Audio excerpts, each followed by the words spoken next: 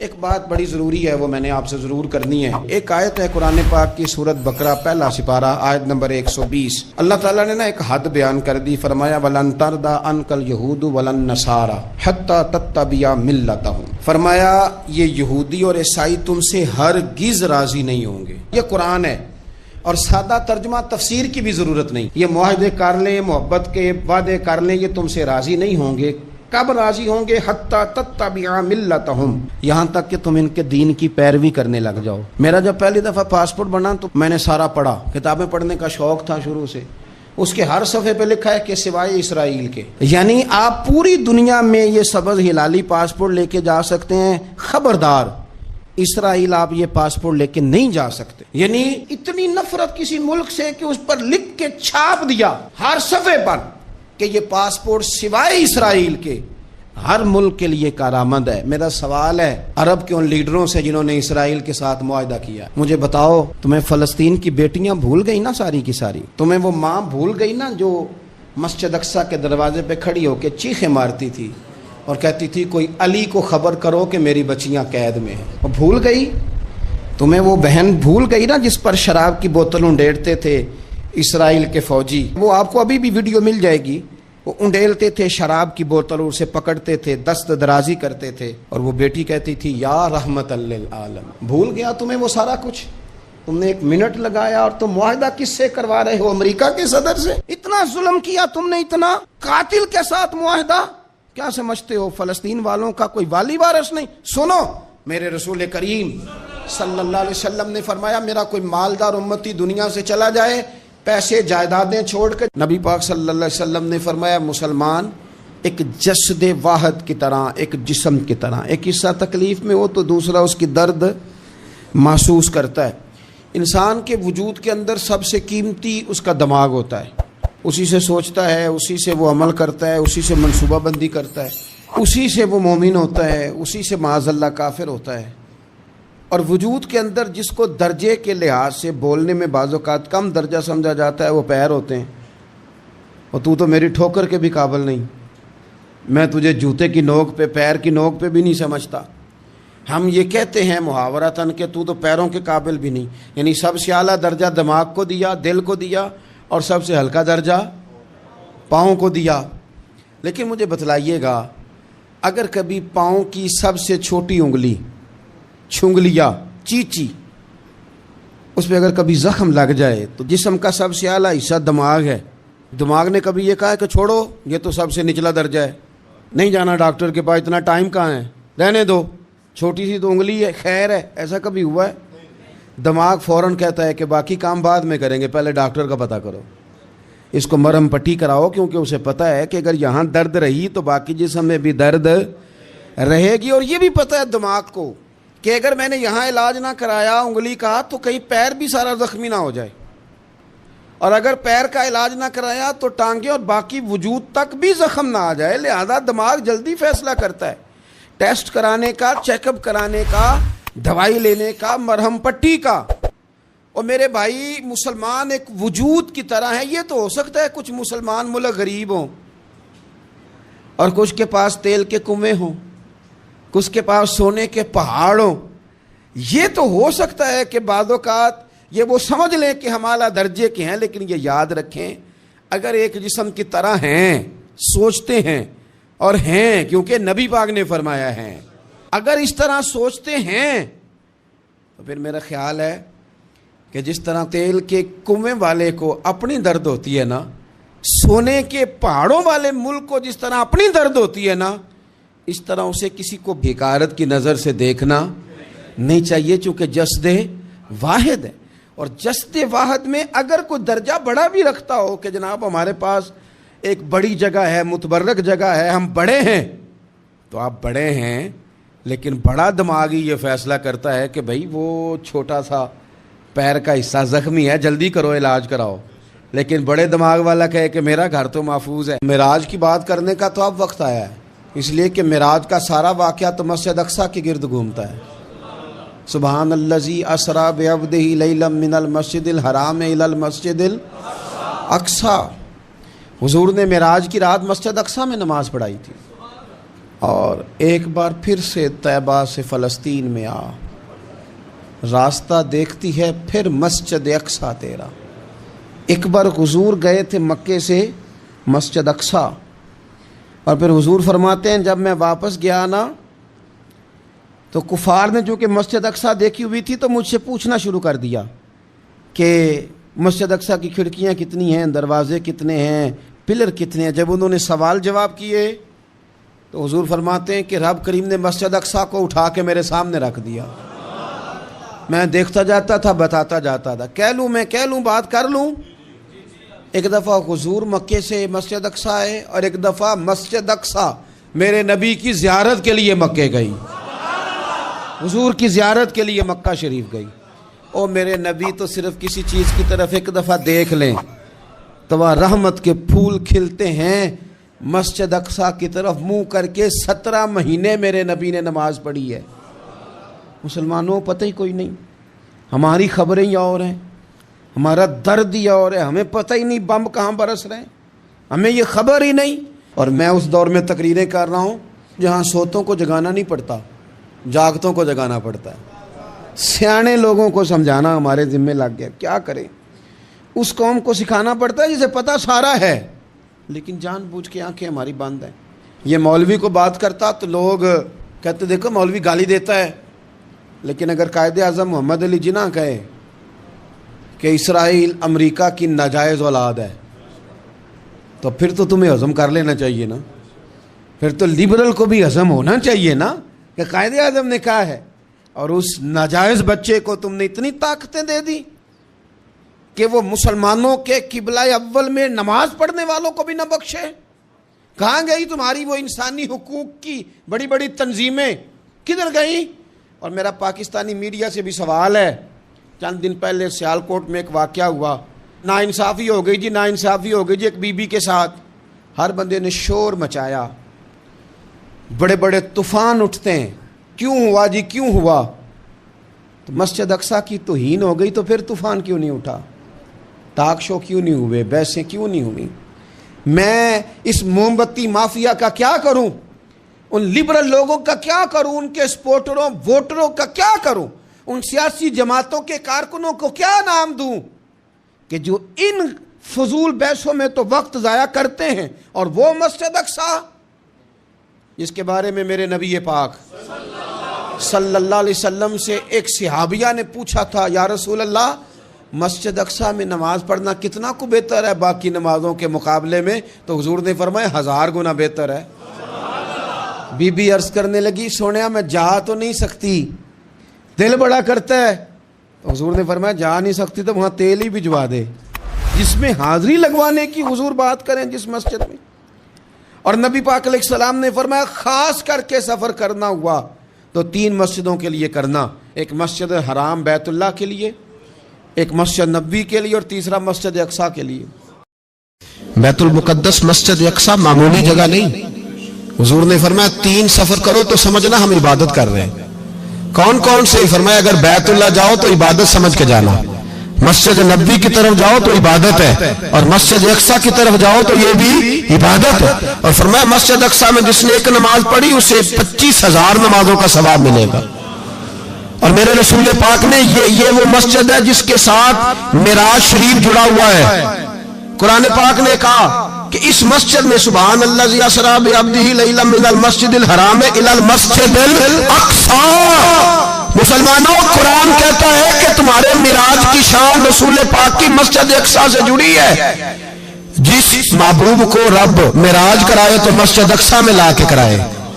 وہ جگہ معمولی جگہ ہے، وہ معمولی جگہ ہے مسجد اقصیٰ۔ نبی پاک نے وہاں نبیوں کی امامت کرائی، 17 مہینے اس مسجد کی طرف منہ کر کے تیرے اور میرے رسول نے نمازیں پڑھی۔ چھوٹی جگہ ہے، اور پوری دنیا کا مسلمان اسے چاہیے شرم سے گڑ جائے۔ ایک امریکہ کا صدر بول کے کہتا ہے کہ اسرائیل کو اجازت ہے اسے دارالحکومت بنائے، اور مسلمان حکمران بیان دے رہے ہیں ظالموں لٹیروں تم اپنی سیاستیں چمکانے کے لیے پہلے ایک دوسرے کو گالیاں دیتے ہو، پھر اکٹھے بیٹھ جاتے ہو نمبرنگ کرنے کے لیے۔ تم دین کے اس مسئلے میں سارے اکٹھے کیوں نہیں بیٹھے؟ سارے پاکستان کے سیاستدانوں کو، علماء اور مشائخ کو چاہیے تھا ایک پیج پہ اکٹھے ہوتے، اکٹھے بیٹھ کے ایک بیان ہی دے دیتے، ایک بات ہی کر دیتے. پھر میرا سلوٹ ہے ترکی کے صدر کو، پھر میرا سلوٹ ہے ترکی کے صدر کو. اس نے بہت عرصہ پہلے کہا تھا مسجد اقصی میری خواب میں آئی تھی اور رو کے کہتی تھی آئے مجھے کوئی صلاح الدین ایوبی کا ماننے والا، کوئی آئے مجھے بچائے. کہتے میری خواب میں آئی تھی اور روتی تھی، کہتی تھی کوئی آئے. اور ایک شاعر نے کہا مسجد اقصی نبی پاک کو بھی بلاتی ہے، کہتی ہے ایک بار پھر طیبہ فلسطین میں آ، راستہ دیکھتی ہے پھر مسجد اقصی تیرا، ایک بار پھر سے طیبہ سے فلسطین میں آ، راستہ دیکھتی ہے پھر مسجد اقصی تیرا. کوئی بولا ہے نہیں اتنا مقدس مقام، چھوٹے چھوٹے بیانوں کہیں اکٹھے ہو جاؤ، میں بتاتا ہوں تمہیں مسئلے کا حل کیا ہے. میں بتاتا ہوں دو کام کرو. ایک کام وہ کرو جو حضرت سلمان فارسی نے کیا تھا، سنو سنو حل سنو مسئلے کا. میں چھوٹا آدمی ہوں پر حل سنو مسئلے کا. زندگی میں ایک کام مسلمان کر لے، جٹ بن کے، بھٹ بن کے، رائی بن کے، پاکستانی، مصری، سعودی بن کے بڑا جی لیا. ایک کام وہ کرے جو حضرت سلمان نے کیا تھا. جب ایک کافر نے پوچھا آپ کا نام کیا ہے تو فرمایا میرا نام اسلام ہے. بولیے سارے میرا نام. کہا تمہارے باپ کا نام؟ فرمایا اسلام. دادا کا نام؟ کا اسلام. پردادا کا نام؟ بازو تیرا توحید کی قوت سے کمی ہے، اسلام تیرا دیس ہے تو مصطفی ہے. ایک کام وہ کرو جو حضرت سلمان نے کیا تھا. کافر جب پوچھے تو کہو ہم سارے اسلام ہیں. ہم سارے کیا ہیں؟ ہم پہلے مسلمان ہیں، باقی بعد میں کچھ اور چیز. دوسرا کام وہ کرو جو حضرت امیر معاویہ نے کیا تھا. سن لو یہ حال ہے اس مسئلے کا. سنو حضرت مولا علی شیر خدا رضی اللہ تعالیٰ عنہ اور جناب امیر معاویہ کی جنگ ہو رہی تھی، لڑائیاں ہو رہی تھی، اختلافات تھے، فوجیں بیٹھی تھی.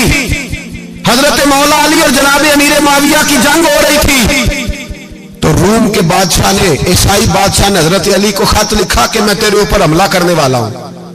خط لکھا نا حضرت علی کو، تو جواب حضرت امیر معاویہ نے دیا.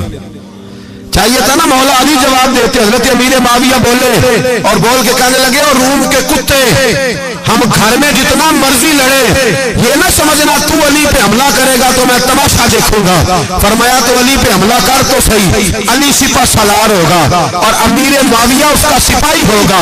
گھر میں جتنا مرضی لڑے پر رسول اللہ کے نام پہ ہم اکٹھے ہو جایا کرتے. یہ رسول اللہ کا دین ہے، اس پہ ہم اکٹھے ہیں، یکجان ہیں. فرمایا علی سپہ سالار ہوگا اور امیر معاویہ سپاہی ہوگا، اکٹھے نکلیں گے اور کفر کو بتائیں گے کہ اگر تم مسلمانوں کی طرف دیکھو گے پھر ہم یکجان ہیں. پھر ہم بولیے پھر ہم گنبد خضرا کے سائے تلے ایک ہیں، ایک ہیں، ایک تھے اور ایک رہیں گے. اس لیے یہ دو کام اگر مسلمان کرے، دو کام ٹھیک ہے، اختلاف ہو گئے، بڑا کچھ ہو گیا، لیکن ان سے کہیں کہ جب تم آؤ گے تو پھر ہمیں علیحدہ علیحدہ نہیں پاؤ گے، پھر ہمیں تم اکٹھے پاؤ گے، اکٹھے میدان میں نکلیں گے. اور کوئی اتنی لمبی چوڑی بات نہیں. میں کیا کروں، میرا تو آئیڈیل بنتا جا رہا ہے طیب اردگان. عجیب بات ہے نا کہ اس کے پاس ایٹمی طاقت آپ سے کمزور ہے، آپ کی تگڑی ہے. اس کے پاس جو فوجی طاقتیں ہیں وہ اپنی جگہ پر، آپ کی فوجی طاقتوں کا لوہا مانتی ہے دنیا. لیکن پھر مجھے کہنے دو نا، میدان میں بندہ ایٹمی طاقت سے نہیں لڑتا، ایمان کی قوت سے لڑتا ہے. اور بول اٹھا ہے نا، کیا کر لیا اس نے اپنی پارلیمنٹ سے خطاب کیا ہے، مطالبہ ہے، علماء سے گزارش ہے، مشائخ سے گزارش ہے، ہر مکتبہ فکر کے آدمی سے گزارش ہے، علماء اور سیاستدانوں سے اپیل ہے کہ پارلیمنٹ کا مشترکہ اجلاس بلائیں. مشترکہ اس میں ہر سیاسی جماعت کا لیڈر بیٹھے اور اکٹھے بیٹھ کے ان کو یہ میسج دیں کہ بازو تیرا توحید کی قوت سے قوی ہے، اسلام تیرا دیس ہے تو مصطفی. اور ان کو بتائیں کہ ہزاروں قومیں وجود میں آئیں، دہر میں خشک و تر کے رشتے سے ہم نے بنیاد دوستی رکھی، یاد خیر البشر کے رشتے سے. مسلمان نہیں ہوتا. صلاح الدین ایوبی اپنے خیمے میں بیٹھے ہیں تو ایک بی بی آ گئی، اس قبیلے کا کوئی شخص مسلمان نہیں ہوتا. بی بی آئی، آگے کہنے لگی میرے 4 بیٹے جنگ میں کھو گئے، چھوٹے چھوٹے بچے جنگ میں کھو گئے، مل نہیں رہے. فوجیوں کو حکم دے مجھے میرے بچے تلاش کر کے دیں. صلاح الدین ایوبی نے جھٹ پٹ سر پہ امامہ باندھا، نیزہ پکڑا، سینے بند باندھا، اپنے جبے کو سمیٹا اور باہر کہنے لگی تو کدھر جا رہا ہے؟ کہنے لگا میں خود تیرے بچے تلاش کر کے دوں گا۔ صلاح الدین چند سپاہی ساتھ گلی گلی نکلے، گلی گلی فجر کے نکلے، اثر ہو گئی، تھک گئے، 2 نمازیں صحرا میں پڑھی، جنگل کے اندر پہنچے تو ایک کونے میں 4 بچے ایک جگہ ڈرے اور سہمے ہوئے بیٹھے ملے۔ صلاح الدین ایوبی اٹھا کے لائے، ماں کو کہنے لگے تیرے بچے ہیں۔ نکلا اس لیے تھا کہ میرے نبی نے فرمایا بچے جدا ہوں تو ماں کو درد بڑا ہوتا ہے، اور میرے رسول نے فرمایا تھا جب جنگ کرنے جاؤ تو کھیت برباد نہ کرنا، فصلیں تباہ نہ کرنا، بچوں کو ماں سے جدا نہ کرنا۔ فرمایا میں سوچ رہا تھا تیرے بچے کہیں میری وجہ سے جدا ہو گئے تو مصطفیٰ کو جواب کیا دینا۔ فرمایا تیرے بچے ڈھونڈ کے لایا ہوں۔ بچے ماں کے پاس آنے لگے تو ماں نے بڑے بیٹے کے منہ پہ تھپڑ مارا۔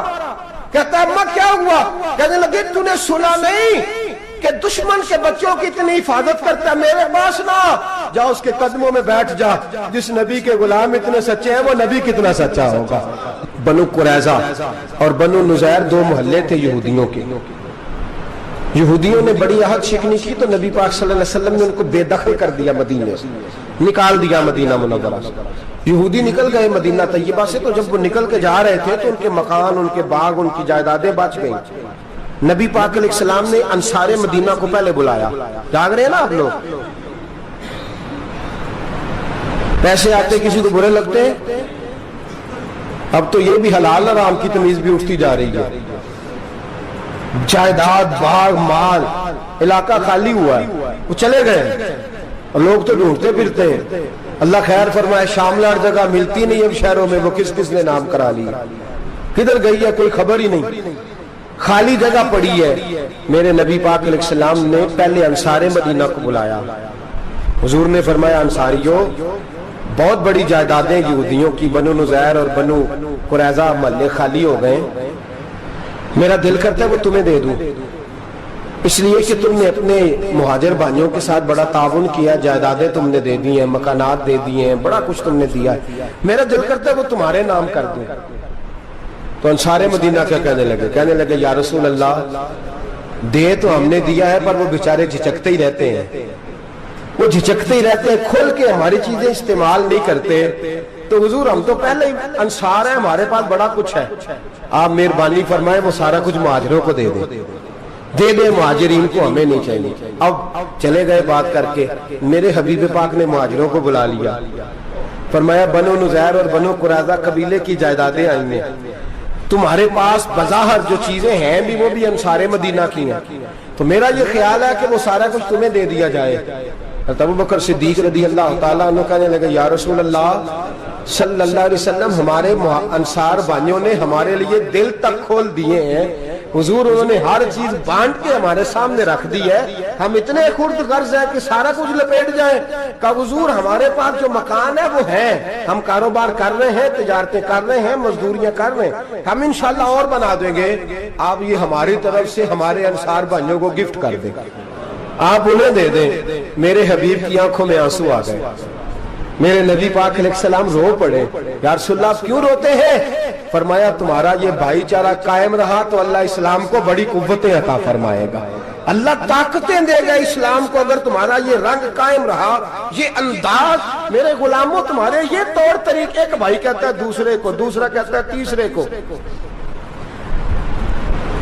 مسلمانوں کی نا ایک تعداد لڑتے لڑتے لڑتے لڑتے دور چلے گئی، تاتاریوں نے قید کر لیا، 4 مسلمان تھے، تبلیغ کرنے گئے، جنگ کرنے گئے، جہاد کرتے کرتے کافروں سے لڑتے لڑتے تاتاری قوم میں چلے گئے، وہاں قید کر لیے گئے تو سزائے موت کا حکم ہوا، 4 بزرگ تھے، سزائے موت کا حکم ہوا تو تاتاری بادشاہ جو تھا وہ بڑا خلاف تھا، بڑا سخت مخالف تھا مسلمانوں کے، اس نے کہا کہ ان کو جب پھانسی دینا نا مسلمانوں کو تو میرے سامنے دینا۔ اب 4 عالم ہیں، 4 صوفی ہیں، سفید داڑیاں، سر پہ امامے، پھانسی کا وقت آیا تو جو پھانسی گھاٹ ہے وہ ایک ہے، چاروں کو کٹھے پھانسی نہیں ہو سکتی، ایک کو کہا کہ ایک ایک کر کے ان کو پھانسی دو۔ جب پھانسی کا وقت آیا نا تو جو سب سے پیچھے صوفی تھے وہ دوڑ کے آگے آئے، کہنے لگے بادشاہ پہلی باری میری لگا، پہلی۔ اب بادشاہ نے کہا ٹھیک ہے اسے لٹکا دو، وہ قریب آئے تو دوسرے دوڑ آئے، کہنے لگے نہیں نہیں پہلی باری میں نے زیادہ کافر قتل کیے، میرا بڑا جرم ہے، مجھے پہلے سزا دو۔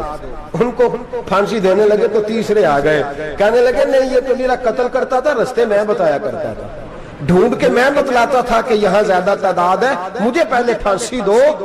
تیسرے کے ساتھ بات ہو رہی تھی تو چوتھا دوڑا آیا, کہنے لگا یہ رستے بتاتا تھا, یہ تبلیغ کرتا تھا, یہ سارا کچھ کرتا تھا, لیکن کہا یہ کہتے تھے چلو واپس چلتے ہیں, میں جانے نہیں دیتا تھا, میں کہتا تھا اور کافر مارنے اور علاقے فتح کرنے, میرا جرم بڑا ہے, مجھے پہلے پھانسی دو. بادشاہ کہنے لگا مجھے 35 سال ہو گئے حکومت کرتے, بڑی دنیا کو پھانسی دی ہے, لوگ تو ایک دوسرے کو دھکے دیتے ہیں کہ پہلے تو جا پہلے تو جا, اور تم کیسی قوم ہو کہ ایک دوسرے پہ قربان ہو رہے ہو. کہنے لگا تم ایک باپ کی اولاد ہو, جاگ رہے ہیں آپ لوگ, تاتاری بادشاہ کافر بادشاہ اسلام کی مخالفت کرنے, ایک باپ کی اولاد ہو کا نہیں, ایک قبیلے کے رہنے والے ہو کا نہیں, ایک ملک کے رہنے والے ہو نہیں. اس نے کہا رشتہ کیا ہے تمہارا, رشتہ کیا ہے؟ تو بول کے کہنے لگے خدا ایک ہے نبی ایک ہے, خدا ایک ہے اور نبی منفرد ایک ہے, اس قوم کی نقصان بھی ایک ہی سب کا نبی, اللہ بھی قرآن بھی ایک. کیا ہی اچھا تھا ہوتے اگر مسلمان بھی ایک, یوں تو سید بھی ہو مرزا بھی ہو افغان بھی ہو, تم سبھی کچھ ہو بتاؤ کہ مسلمان بھی ہو. فرمایا ہمارا اللہ ایک ہے نبی ایک ہے, تو کہا پھر ایک دوسرے پہ جان کیوں دیتے ہو؟ فرمایا ہمارے نبی نے ہمیں بھائی بھائی بنا دیا ہے, بھائی کا دل نہیں کرتا اس کی آنکھوں کے سامنے بھائی چلا جائے, ہمارا دل نہیں کرتا پہلے مجھے دے پہلے مجھے دے.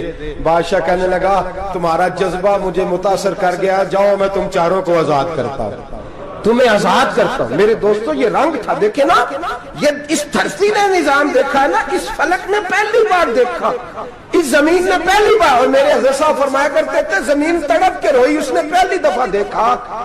احد کا میدان ہے, 3 صحابہ تپتی ہوئی زمین پہ زخموں سے چور چور پڑے ہیں.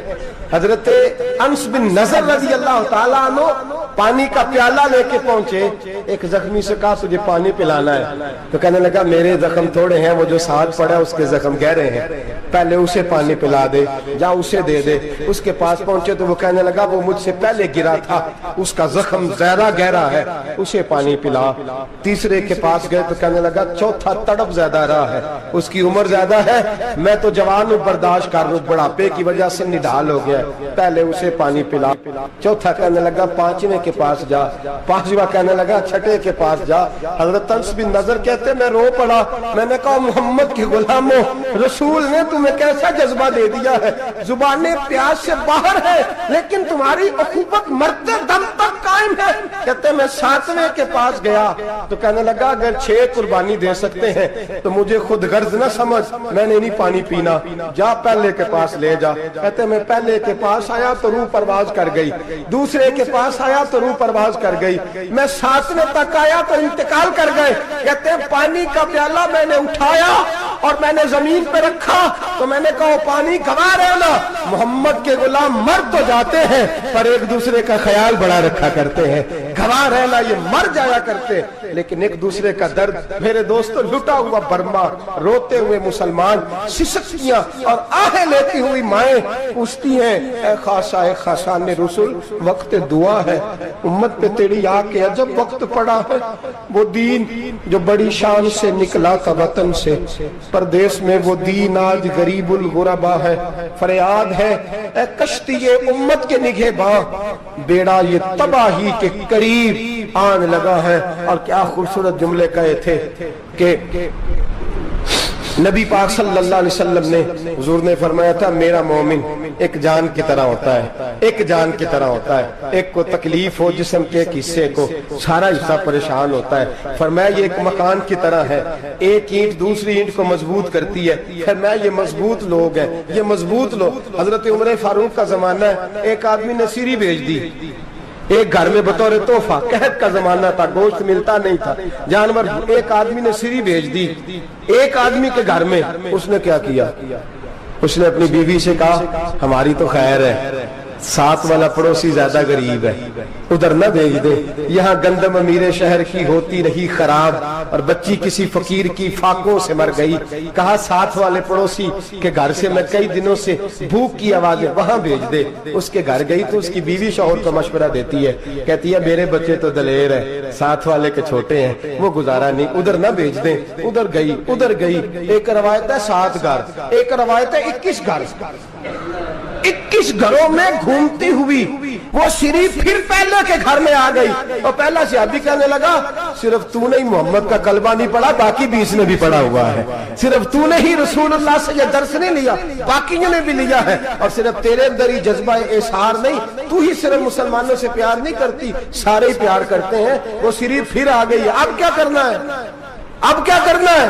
تو امام نبوی نے لکھا ہے, وہ کہنے لگی کرنا کیا ہے, پکاؤں گی میں اور کھائیں گے 21 گھر. پھر بھی اکیلے نہیں کھائیں گے, پکاؤں گی میں اور کھائیں گے 21 گھروں کے مطابق شوربہ پکا. اور پھر برتن میں ڈال کے وہ بی بی ایک کے گھر کا دروازہ کھٹکھٹاتی ہے, کہتی ہے مصطفیٰ کے غلاموں نکلو باہر اور کھاؤ, اس لیے کہ جس نبی نے مجھے پیار کا حکم دیا اسی نے تمہیں بھی پیار کرنا سکھایا ہے. یہ رنگ چشم فلک نے سکھایا ہے.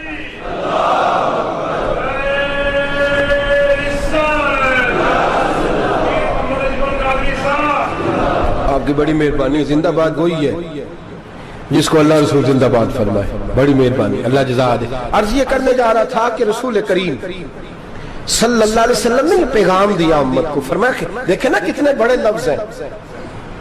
یہ نہیں فرمایا دوزخ میں جائے گا, یہ نہیں فرمایا کہ اسے جہنم کی سزا ملے گی. میرے نبی نے فرمایا میں اسے مومن مانتا ہی نہیں, میں اسے مسلمان اپنا مانتا ہی نہیں. حضور کسے؟ فرمایا جو پیٹ بھر کے کھاتا ہے اور اس کا ہمسایہ بھوکا سو جاتا ہے.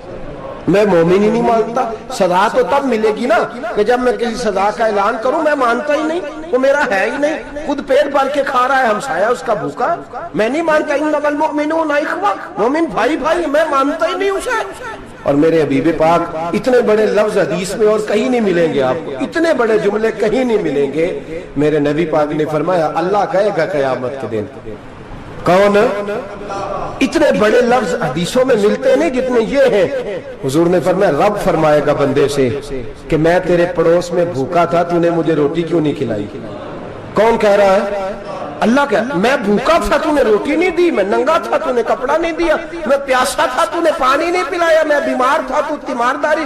یا اللہ نہ تو کھاتا ہے, نہ پیتا ہے, نہ کپڑا پہنتا ہے, نہ تو بیمار ہوتا ہے. لا تاخذہ سنۃ ولا نوم, تجھے بیماری آتی نہیں, اونگ نیند نہیں آتی. میرے مالک تو میرے پڑوس میں تھا. تو حضور فرماتے ہیں رب فرمائے گا وہ جو بندہ تیرے پڑوس میں بھوکا تھا تو بندہ تو میرا ہی تھا نا, وہ جو بندہ تیرے پڑوس میں ننگا تھا تو بندہ تو میرا ہی تھا نا, وہ جو تیرے پڑوس میں پیاسا تڑپتا رہا تو وہ میرا ہی بندہ تھا. تو دوائی لینے جائے تو بڑے اسپتال میں اور اس بیچارے کو 20 روپے پرچی کے بھی میسر نہ آئے تو میرا ہی بندہ تھا. میرے دوست خیال کر اور یاد رکھ, یہ جو ہمسائے ممالک میں ظلم ہوتے ہیں, زیادتیاں ہوتی ہیں. ہمارے گھر کا پنکھا اچھا چلتا ہے, ہم جلوس اس وقت نکالتے ہیں جب ہماری لائٹ بند ہوتی ہے. ہم جلوس اس وقت نکالتے ہیں جب ہمارا ایسا جو ہمیں تنگ کرتا ہے. ہم اس وقت درد محسوس کرتے ہیں جب ہمارے گھر تک آگ آ جاتی ہے. یہ جو باہر آگ جل رہی ہے یہ تیرے گھر بھی آ سکتی ہے. یہ جو باہر فساد ہو رہا ہے یہ تیرے دروازے تک آ سکتا ہے. میرے رسول پاک نے ایک جان, مسلمان کو ایک جان قرار دیا. مجھے بتائیے انگلی کو کٹ لگ جائے, مسلمان ایک جان ہے نا, انگلی کو لگ جائے کٹ, دماغ کہتا ہے میں نے نہیں سوچنا اس کے بارے میں نے اس کے درد کو محسوس ہی نہیں کرنا. انگلی کی درد ہے, انگلی جانے, اس کا کام جانے. ایسے ہی ہوتا ہے نا. بولے پیروں سے کہتے ہیں, انگلی کہتی ہے چاہے ڈاکٹر کے پاس, پیر کہتے ہیں نہیں میں نے نہیں جانا, انگلی کا کام ہے انگلی جائے. ایسے ہی ہے نا. دل سے کہتے ہیں تو تڑپ تھوڑا سا, انگلی کو درد ہے, کہتے میں کیوں تڑپوں, انگلی کا ماما, انگلی جانے, اس کا کام جانے. ٹیلی فون کرنا ہے, ڈاکٹر صاحب کا پتہ کرنا ہے تو کان کہتے ہیں میں نے نہیں بات سننی ڈاکٹر صاحب کی, زبان کہتی ہے میں نے نہیں بولنا, انگلی جانے. ایسا ہوتا ہے. پیر احتجاج کرتے کہ میں نے ڈاکٹر کے پاس, میں کیوں چکر کھاتا پھروں ڈاکٹر کی دکان کی, انگلی کو درد ہے انگلی جانے. ایسا ہوتا ہے بھئی. میرے رسول پاک نے فرمایا مسلمان ایک جان ہے. تو درد برما کے مسلمانوں کو ہو رہا ہے تو پاکستانی کہہ رہے ہیں کوئی بات نہیں, وہ جانے, ان کا کام جانے. ایک جان ہے نا, درد ہونا چاہیے, تکلیف ہونا چاہیے. پھٹے پہ باتیں ہوتی ہیں اس موضوع پہ, اسمبلی پہ گفتگو ہوئی ہے اس موضوع پہ. آپ کی صوبائی اسمبلیاں اس موضوع پہ بولی ہیں؟ آپ کے کونسل اس موضوع پہ بولے؟ ہم تو اپنی اپنی سیاستیں، اپنے اپنے تماشے، اپنے اپنے چکروں میں لگے ہوئے. وہ دریا کے اندر سسکتے مسلمان، بنگالی کہتے ہیں ہمارے نہیں، برمی کہتے ہیں ہمارے نہیں، پاکستانی کہتے ہیں ہمارے نہیں، ترکی کہتے ہیں وہ کس کے ہیں؟ وہ کس کے ہیں؟ وہ اللہ کے بندے ہیں، محمد عربی کے غلام ہیں صلی اللہ علیہ وسلم. لیکن میرے دوستو، کیا ہمیں کیا غرض ہے؟ وہ جانے، ان کا کام جانے. یہ جب تیرے پیروں تک آگ آئے گی پھر تجھے پتہ چلے گا یہ بڑی سخت آگ ہے. آج جس کافر نے برما پر عرصہ دراز تنگ کیا ہے، مسلمان تھوڑے تھوڑے مفاد لینے کی خاطر نا، بنو عباس اور بنو امیہ کی جنگ چل رہی تھی. بنو عباس جو تھے وہ غالب آ گئے، بنو امیہ جو تھے ان کی حکومت ختم ہو گئی. تو عیسائیوں نے بنو امیہ سے کہا کہ ہم تمہارے ساتھ تعاون کرتے ہیں، ہم تمہارے ساتھ تعاون کرتے ہیں اور بنو عباس پہ غلبہ پا کے تمہیں حکومت دلاتے ہیں. بنو امیہ بڑی جدوجہد کر رہے تھے بادشاہی کے لیے، لیکن انہوں نے کہا کہ ہم لڑ رہے ہیں، کوشش کر رہے ہیں، لیکن ہمیں کسی کافر کی مدد کی ضرورت نہیں. ہم جتنا مرضی لڑیں لیکن کافروں کے ہاتھوں بنو عباس کو مروانے کو ہم تیار نہیں ہیں. ہمیں خبردار، تمہارا آپس کا معاملہ ہے، ہم خود نمٹ لیں گے، تمہیں اجازت نہیں دیتے تم اندر کودو اور کود کر کے تم فسادات پیدا کرو اور مسلمانوں کے اندر تقسیم کرو. میرے دوستو، مسلمان کو سوچنا چاہیے، سوچ بڑی رکھنی چاہیے. گھر کی جنگ سے نکل آ، اب بہو ساس کے جھگڑے سے باہر آ جا، اب محلے کی سیاست چھوڑ کے باہر کا سوچ. اب اسلام کو تیری حاجت ہے. اب پوری دنیا جب مسلمان کو دیکھے نا، فیس بک یوز ہوتی ہے، اس پہ نوجوان جب اسلام کی بات کرنے لگے گا، اس پر جب بڑا اسلام کی بات کرنے لگے گا، پوری دنیا میں پیغام جائے گا کہ مسلمان اب جاگنے لگا ہے، مسلم خوابیدہ بیدار ہونے لگا ہے، اب اس کی آنکھیں کھلنے لگی ہیں، اب یہ اپنے مذہب کی بات کرتا ہے، اب یہ اپنے ملک سے، صوبے سے، برادری سے نکل کر بولتا ہے. اب یہ کہتا ہے کہ بازو تیرا توحید کی قوت سے قوی ہے، اسلام تیرا دیس ہے، تو مصطفی ہے. اب یہ بڑی سوچ رکھتا ہے، اب یہ عالمی بات کرتا ہے. میرے دوستو، ہمارا تو حال یہ ہے، امام اعظم ابو حنیفہ کا فتویٰ ہے، آپ فرماتے ہیں جو مولوی عالمی حالات سے باخبر نہ ہو وہ جمعے کی تقریر نہ کرے، وہ مسلمانوں کی رہنمائی نہیں کر سکتا. عالمی حالات سے جو خبردار نہ ہو، تو جس کو چھٹی ہو جائے، تو نے ختم نہیں پڑھا، دوڑ جا مسجد سے، تو ختم نہیں پڑھتا ہمارے، تجھے پتہ ہی نہیں دکان رہتا ہے، بھاگ جا. وہ عالمی حالات پہ بات کرے گا، کیونکہ بیچارے کو تو پتا میری سویرے چھٹی ہو جانی. سیاست کا لفظ چھیڑا نہیں تو میں گیا نہیں. یاد رکھے، وہ جو بیداری ہے، وہ جو اعلیٰ ظرفی ہے، وہ جو بڑی سوچ ہے، وہ جو ملت کی سوچ ہے، وہ جو قومیت کی سوچ ہے، وہ جو آگے بڑھنے کا زاویہ ہے، وہ تو اندر. اقبال کہتا ہے گلا تو گھونٹ دیا اہل مدرسہ نے تیرا، گلا تو گھونٹ دیا اہل مدرسہ نے تیرا. تجھے تو مدرسے والوں نے پلیٹ پکڑا دیا کہ جا سویرے لنگر کٹھا کر کے لا اور دوپہر کو روٹیاں مانگ کے لا اور دیکھ آج مرا کون ہے، ختم کس کا پڑھنا ہے. تو گلا تو گھونٹ دیا اہل مدرسہ نے تیرا، اب کہاں سے آئے گی صدا لا الہ الا اللہ. تو گھونٹ دیا تیرا گلا، تو کیسے بڑی بات کرے گا؟ بڑی بات کے لیے بڑی سوچ چاہیے، بڑی تگودو چاہیے، بڑی کوشش چاہیے، بڑا حوصلہ چاہیے. مسلمان چھوٹی چھوٹی لڑائی میں، چھوٹی چھوٹی جنگ میں، ایک دکاندار دوسرے دکاندار سے لڑ رہا ہے، گلی والا دوسری گلی والی سے لڑ رہا ہے، محلے والا محلوں پہ اعتراض. ایک شہر میں رہنے والے میں نے دوسرے محلے پہ اعتراض کرتے دیکھے. یقین کریں، ایک شہر میں رہنے والے، علاقے میں بسنے والے کہتے ہیں بھائی توبہ ہے اس محلے تو اللہ ہی بچائے.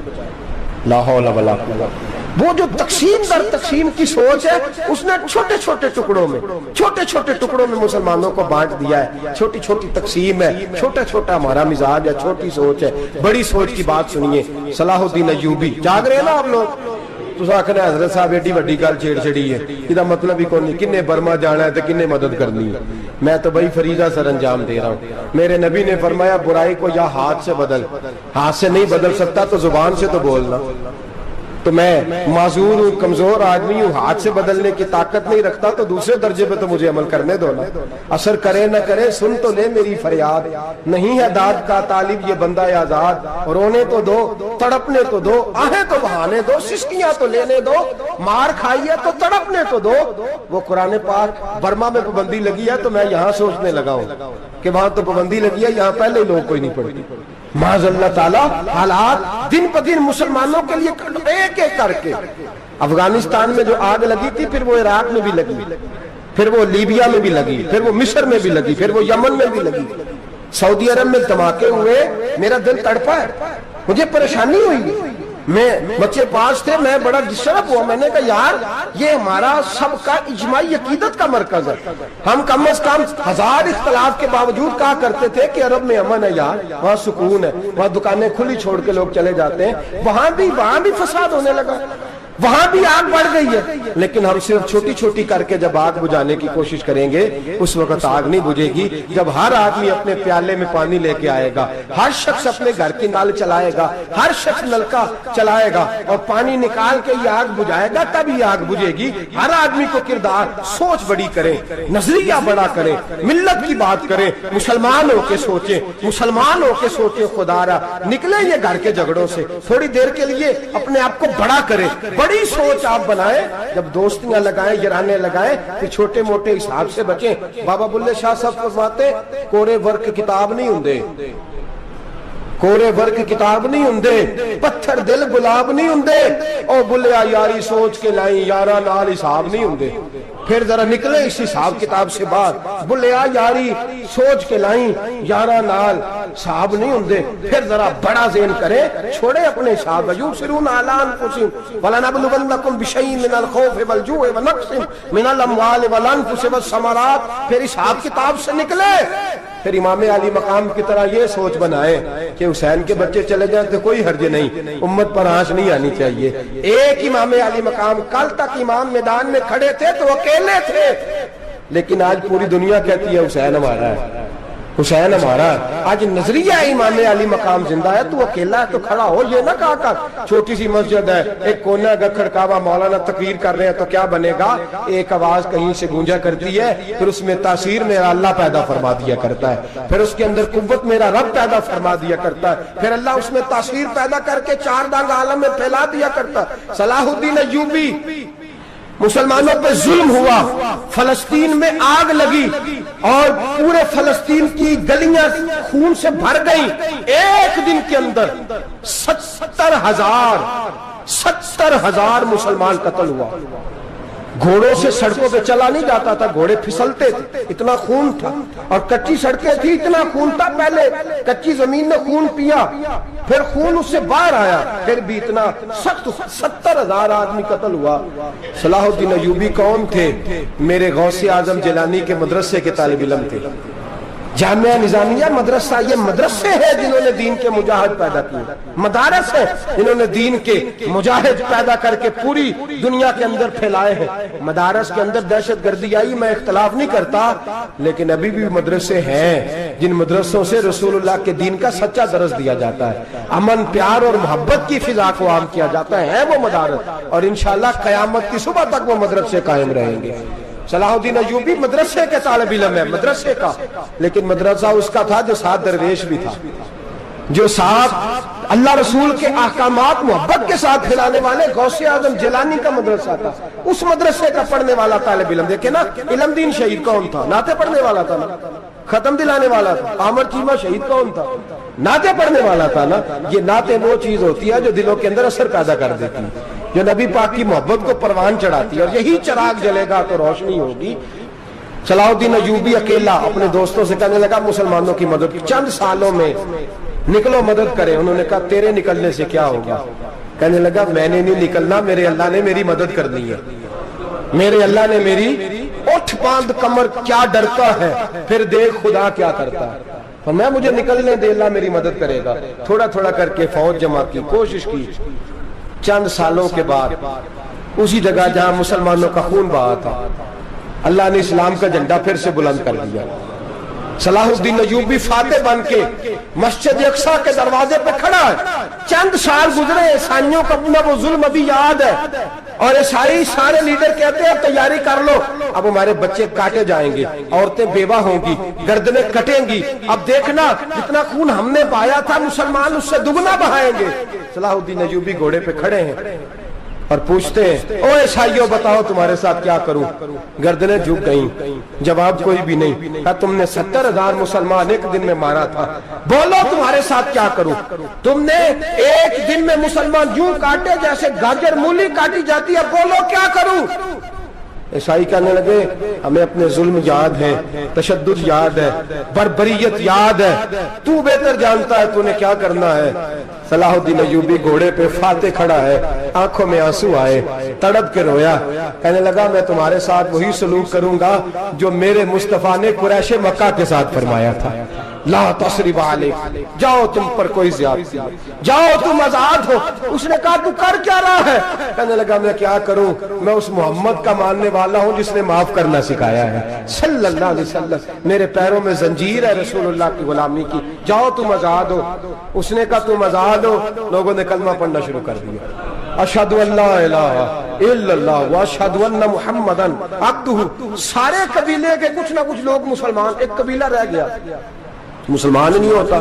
صلاح الدین ایوبی اپنے خیمے میں بیٹھے ہیں تو ایک بی بی آ گئی، اس قبیلے کا کوئی شخص مسلمان نہیں ہوتا۔ بی بی آئی، آگے کہنے لگی میرے 4 بیٹے جنگ میں کھو گئے ہیں، چھوٹے چھوٹے بچے جنگ میں کھو گئے، مل نہیں رہے، فوجیوں کو حکم دے مجھے میرے بچے تلاش کر کے دیں۔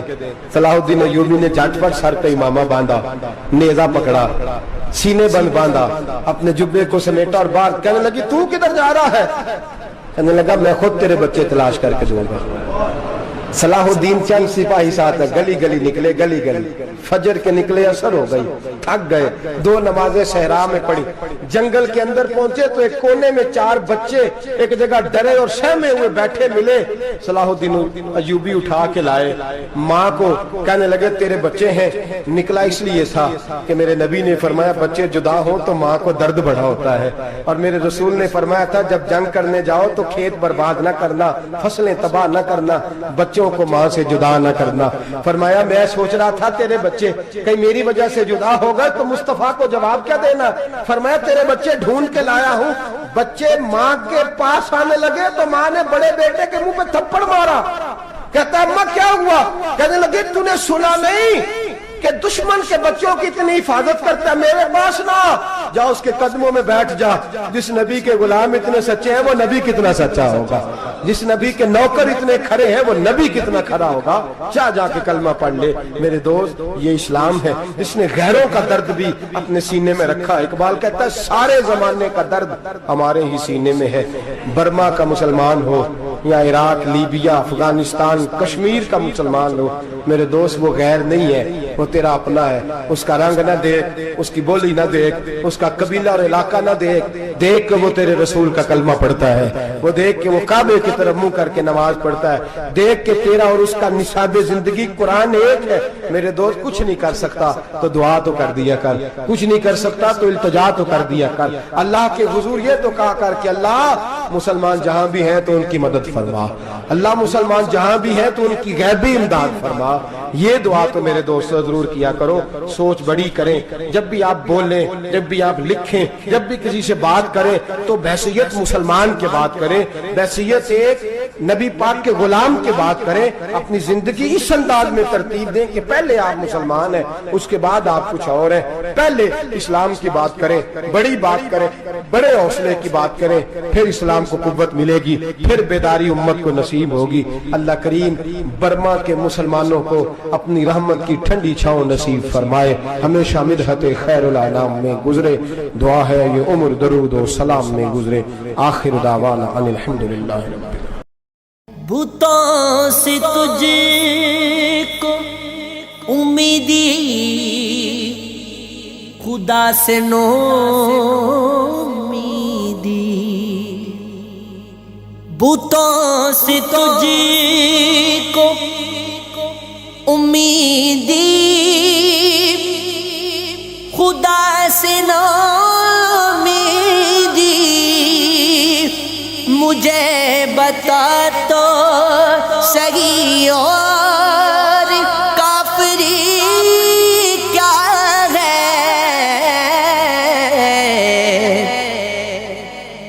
نگاہ فقر میں شانی سکندری کیا ہے، فلک نے ان کو عطا کی ہے خواجگی کے جنہیں، فلک نے ان کو